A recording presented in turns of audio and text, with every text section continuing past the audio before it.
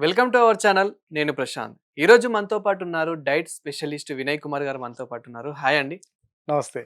So what about non veg sir? Non veg కొందరు అసలు మొత్తం అవాయిడ్ చేసేలా అంటున్నారు. అండ్ కొందరు నాన్ వెజ్‌లో లివర్ తింటే బాగుంటుంది, బోటీ తింటే బాగుంటుంది అని చెప్పేసి కూడా కొందరు డాక్టర్స్ సజెస్ట్ చేస్తున్నారు.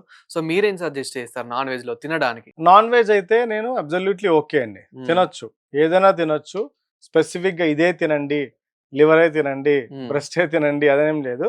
బట్ దాన్ని లిమిటెడ్ టు మాక్సిమం వీక్లీ ఒక రోజో, 2 రోజులకో లిమిట్ చేసుకోండి. హ్మ్. బట్ చాలామంది నాన్ వెజ్‌ని కూడా తప్పు పట్టేటోళ్ళుంటారు. నాన్ వెజ్ ఎక్కువ తింటాను అందుకే లావు అయిపోయినా. నో. హ్మ్. నాన్ వెజ్ తింటే ఎవ్వరు లావు గారు. ఓకే. బికాజ్ దాంట్లో ఏమి మీకు లావు అవ్వడానికి కార్బోహైడ్రేట్స్ అట్లా ఏమి తక్కువ మోతాదులో ఉంటాయి. హ్మ్. బట్ లావు ఎందుకైతారు నాన్ వెజ్ అని ఎందుకు బ్లేమ్ చేస్తారంటే, నాన్ వెజ్‌తో పాటు తినే చెత్తాచెదారం. ఓకే. నాన్ వెజ్‌తో పాటు 4 ముక్కలుంటే ఇంత బిర్యానీ ఉంటది. Mine thumbs up. మళ్ళీ దాంతో పాటు సాఫ్ట్ డ్రింక్స్ ఏదో ఒక ఆ! సాఫ్ట్ డ్రింక్ పెట్టుకుంటారు. అదొక స్టైల్ లాగానో, హ్మ్. లేకపోతే కొంతమందికి అదొక ఫీల్, హ్మ్. అదొక డోపమైన్ అంటే అది తాగుతేనే వాళ్ళొక తృప్తి.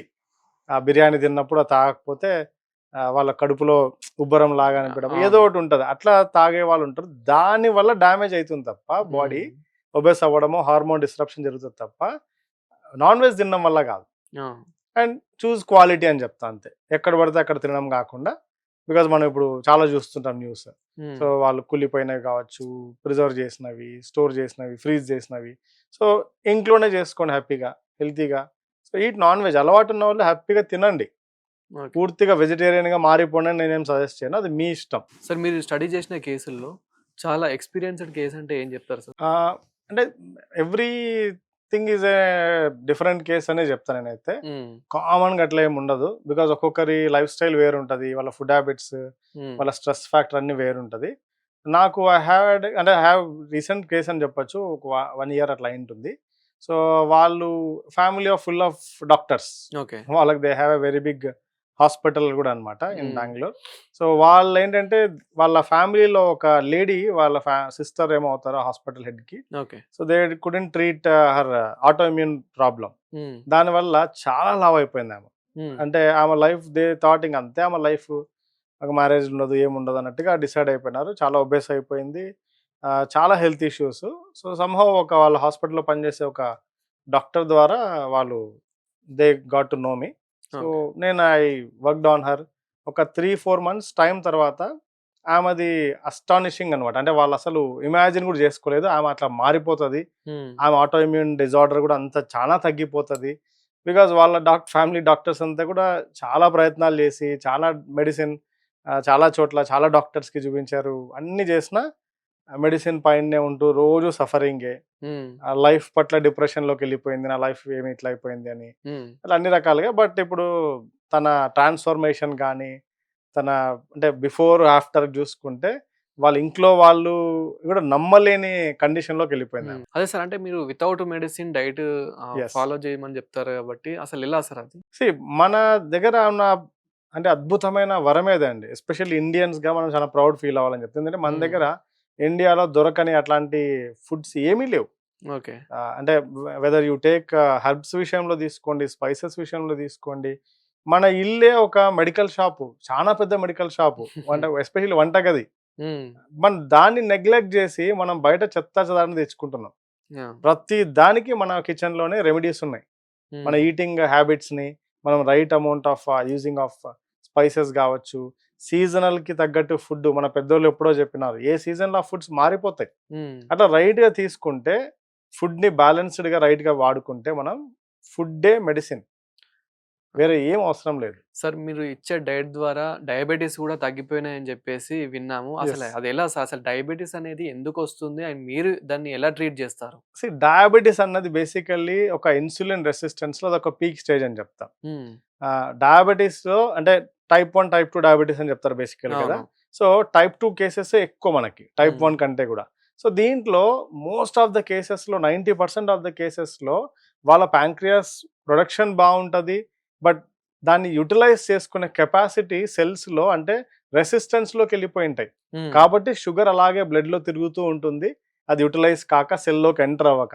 సో, ఆ ఓకే. ఇన్సులిన్ రెసిస్టెన్స్‌ని మనం రైట్‌గా ట్రీట్ చేయగలిగితే ఆబ్వియస్‌లీ డయాబెటిక్ ట్రీట్ అయిపోతది. But there hmm. Are specific conditions. కొన్ని కండిషన్స్‌లో వాళ్ళకి అలాంగ్ విత్ మెడికేషన్‌తో పాటు మనం డైట్ సజెస్ట్ చేస్తాం. అంటే సార్ ఇక్కడ చాలా మందికి ఏంటంటే డౌటు చాలా మెడిసిన్స్ లైఫ్ లాంగ్ వాడుతున్నా గానీ, ఇక్కడ డయాబెటిస్, షుగర్ అనేది తగ్గట్లేదు. అలాంటిది మీ దగ్గరకొస్తేనే ఎలా తగ్గుతుందని జెప్పేసి ఒక డౌట్ అన్నమాట. లైట్ అండి. ఈ వేరే మ్యాజిక్ ఏం లేదు. నేను ఇందాక చెప్పాను గదా! హ్మ్. మన ఫుడ్‌లో, మన కిచెన్‌లోనే మెడిసిన్ ఉంది.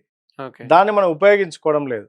మనం ఎక్కడి నుంచో మనము అది ఆ మెడిసిన్, ఈ మెడిసిన్ ఎవరో దాన్ని కనిపెట్టి అండ్ అవును. దాని అంటే ఫస్ట్ సొల్యూషన్ కనిపెట్టి దానికి డిసీజ్ గూడా మనమే తయారు చేసిస్తున్నారు మనకే. హ్మ్. అట్లా అయిపోయింది సొసైటీ. అంటే ఆహ్, ఇప్పుడు ఆ మెడిసిన్ అంటే చాలా చోట్ల ఆర్టికల్స్‌ని చదివి ఉన్నా. ఏదైతే ఫార్మా మెడిసిన్ తయారు చేస్తారో కంపెనీ, అదే హ్మ్. Companies invest on unhealthy foods గూడా. హ్మ్. ప్యాక్డ్ ఫుడ్స్ గావచ్చు ఇవన్నీ గూడా. సో, నేను ఇంకా చాలా ఘోరమైన కండిషన్స్ ఏమంటే డయాబెటిస్ ఒక వ్యక్తికి ఉంటది. స్నాకింగ్ కింద వాళ్ళకు ఆ ప్యాక్డ్ బిస్కెట్స్ అవును. అవి ప్రమోట్ చేస్తారు. ఎంత దరిద్రం అంటే అది. దానివల్ల ఇంకా డయాబెటిస్ పెరిగిపోతది. హ్మ్. మళ్ళా వాడు అవే తింటాడు. మళ్ళా ఏంటే చాలా ఘోరమైన కండిషన్ కొంతమంది ఆ బిస్కెట్లు తిని బావుంటాయి హ్మ్. అని చాలామంది చెప్పకూడదు గానీ డాక్టర్లే ప్రమోట్ చేస్తారు. ఆ! ఈ బిస్కెట్లు బావుంటాయి. ఈ ప్రోటీన్ షేక్ తాగు బావుంటది ఎనర్జీ వస్తదని. దానివల్ల వాడు ఇంకా ఇన్సులిన్ రెసిస్టెంట్ అయితూనే ఉంటాడు.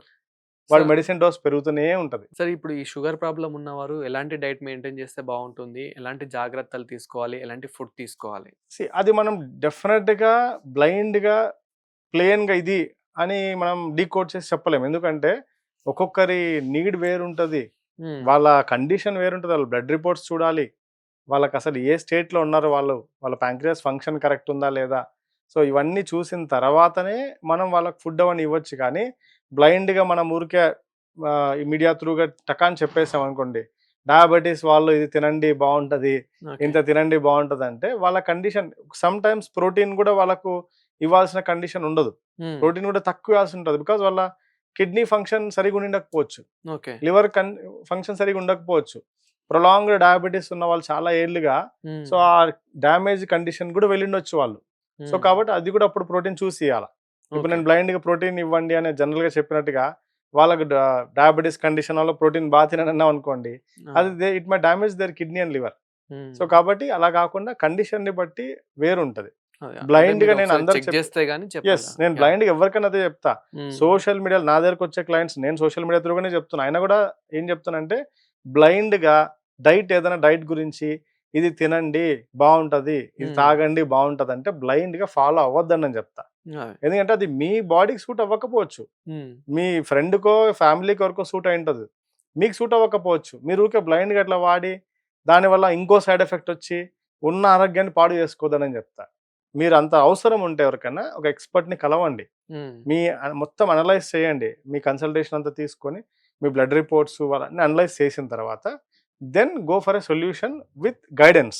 ఓకే. బ్లైండ్‌గా మీ డాక్టర్ గావచ్చు వాళ్ళు, లేదా న్యూట్రిషనిస్ట్ కావచ్చు. హ్మ్. డాక్టరే కేపబుల్ ఆఫ్ గివింగ్ డైట్ అనుకోండి. మంచిది అదే ఫాలో అవ్వండి. అంతేగాని బ్లైండ్‌గా సోషల్ మీడియాలో విన్నాను, ఇది చేస్తే బావుంటదంట, ఇది ఇట్లా తింటే బావుంటదంట అని చెయ్యొద్దండి. అదే అదే. చెప్తాను ఎవరికైనా. Thank you sir. మంచి ఇన్ఫర్మేషన్ ఇచ్చారు. Thank you. Thank you so much.